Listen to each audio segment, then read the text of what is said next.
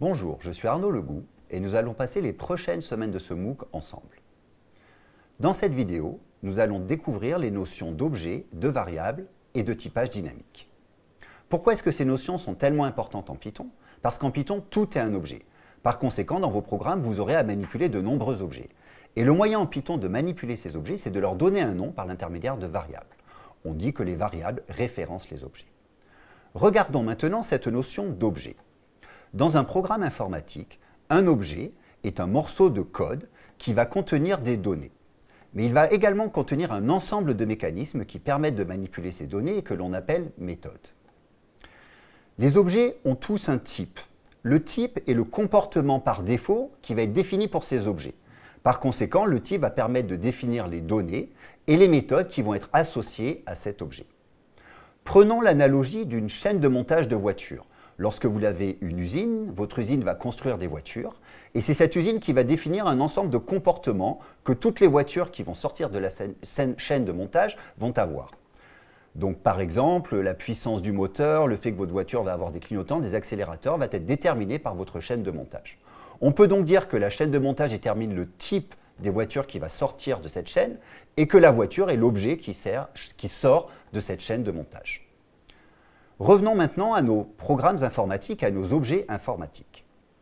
Je vais représenter l'ensemble des objets que l'on a dans la mémoire de l'ordinateur. Maintenant, créons un objet, créons notre premier objet Python. Pour ça, nous allons créer un objet de type chaîne de caractères. Nous reviendrons largement sur ce type d'objet dans la suite. Pour créer un objet chaîne de caractères, vous mettez deux apostrophes et entre les apostrophes, vous mettez la chaîne de caractères que vous voulez créer.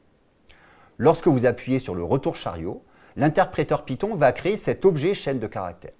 Nous voyons que cet objet a des données associées, c'est le mot spam, et cet objet a également un ensemble de méthodes, comme par exemple la méthode upper.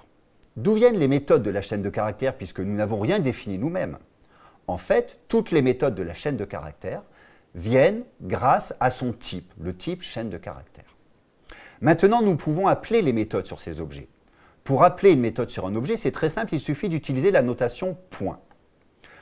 Pour cela, nous allons mettre l'objet, point, la méthode que l'on veut appeler. Et n'oublions pas de mettre les parenthèses ouvrantes et fermantes qui permettent de déclencher l'exécution de la fonction upper sur l'objet spam.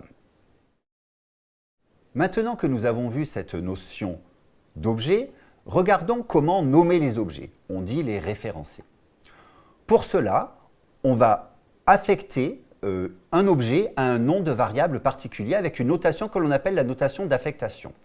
Donc supposons que nous voulions nommer l'entier 1, nous allons écrire note égale 1, ce qui veut dire que la variable de nom note va maintenant référencer l'objet 1. On pourra ainsi manipuler cet objet par l'intermédiaire de ce nom de variable. Un nom de variable en Python peut être défini par n'importe quelle lettre en minuscule, n'importe quelle lettre en majuscule, les entiers allant de 0 à 9 et également le caractère tiré bas, que l'on appelle également underscore. Un nom de variable peut commencer par une lettre, ça peut également commencer par un underscore, mais ça ne peut pas commencer par un chiffre.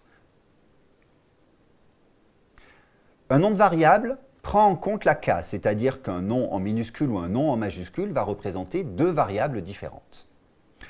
Pour finir, il est très important en Python de donner des noms de variables qui sont explicites. Par exemple, moyenne h français est un bon nom de variable, meilleur que moi hf et bien meilleur que simplement la variable x. Il est très important de donner des bons noms de variables puisque ça participe à la documentation automatique de votre code.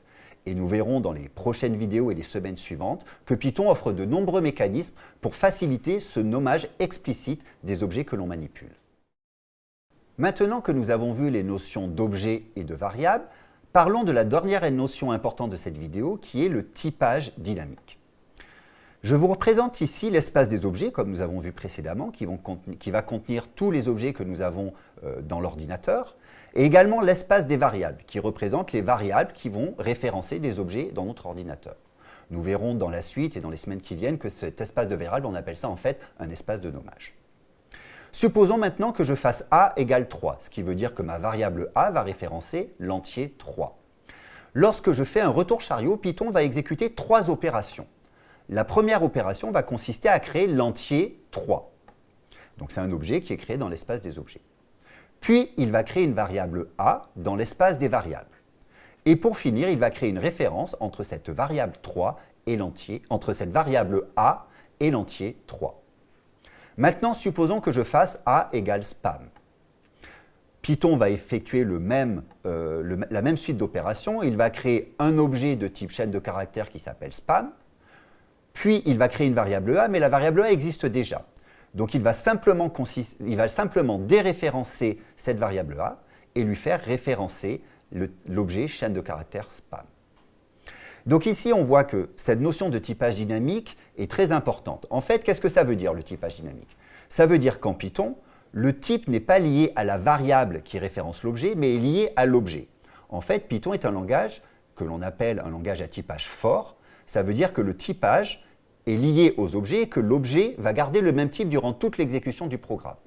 Par contre, elle, la variable, peut référencer des objets qui vont être de types différents en cours d'exécution. Pour finir, si je fais del de a, ça va me permettre de supprimer la variable a de mon espace des variables.